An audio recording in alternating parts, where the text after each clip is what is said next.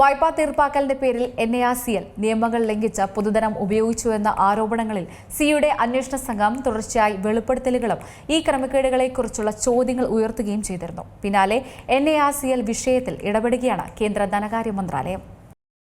NARCLന്റെ ഇടപാടുകളിൽ ക്രമക്കേടുകൾ കണ്ടെത്തിയാൽ നടപടി സ്വീകരിക്കുമെന്നാണ് കേന്ദ്ര ധനകാര്യ മന്ത്രാലയത്തിന്റെ മുന്നറിയിപ്പ്. ബന്ധപ്പെട്ട ഉദ്യോഗസ്ഥർ നടപടി നേരിടേണ്ടി വരുമെന്ന് വ്യക്തമാക്കി ധനകാര്യ മന്ത്രാലയം രംഗത്തെത്തുകയാണ്.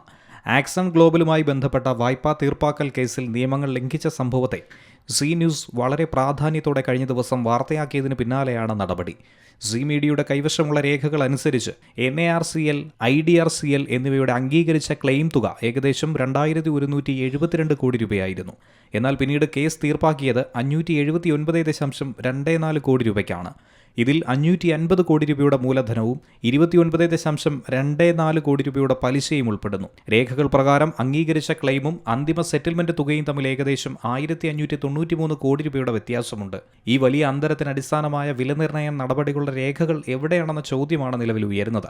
ഇതിനിടെ ഡൽഹിയിലെ ഹയാത്ത് റിജൻസി ഹോട്ടലിന്റെ വായ്പാ തീർപ്പാക്കലുമായി ബന്ധപ്പെട്ട കേസും സുപ്രീം കോടതിയുടെ പരിഗണനയിലാണ്. ഹോട്ടലിന്റെ മൂല്യനിർണ്ണയവും ബാങ്ക് രേഖകളും സംബന്ധിച്ച വിവരങ്ങൾ കോടതി തേടിയിട്ടുണ്ട്. അതേസമയം വിഷയത്തിൽ വിശദീകരണം തേടി സി മീഡിയ NARCLനെ സമീപിച്ചെങ്കിലും ഇതുവരെ ഔദ്യോഗിക പ്രതികരണം ലഭിച്ചിട്ടില്ലാത്ത സാഹചര്യത്തിൽ കൂടിയാണ് വിഷയത്തിൽ ക്രമക്കേടുകൾ കണ്ടെത്തിയാൽ നടപടി സ്വീകരിക്കുമെന്ന ഉറപ്പ് കേന്ദ്ര ധനകാര്യ മന്ത്രാലയം നൽകുന്നത്. News desk Zee Malayalam news.